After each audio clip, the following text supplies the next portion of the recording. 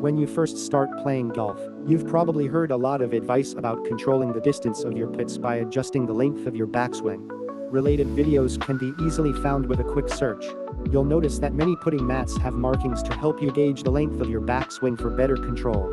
Most people naturally understand that a longer backswing sends the ball farther. But in the end, the speed of the putter during the downstroke is what ultimately matters, so you might wonder why the length of the backswing is important. At this point, tempo becomes crucial. We often hear that tempo is just as important. Of course, there are several reasons for this, but it's directly related to controlling the putting distance with the length of your backswing. Ultimately, the length of the backswing within a steady tempo determines the distance of the putt. Let's take an example. A drummer must always play in perfect time. So, how do they control the volume? Naturally, by hitting harder.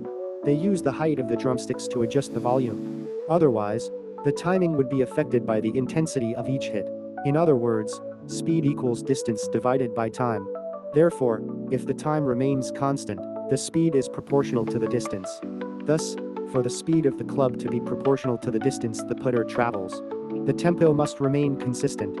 Tempo refers to the total time taken for both the backswing and the downstroke. Rhythm, on the other hand, refers to the ratio between the time taken for the backswing and the time taken for the downstroke.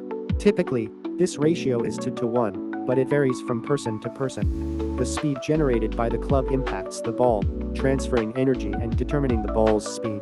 When the tempo remains nearly constant at around 1.01 seconds, you'll notice that the distance the ball travels varies proportionally with the length of the backswing. Thus, maintaining a steady tempo plays a crucial role in controlling your putting distance.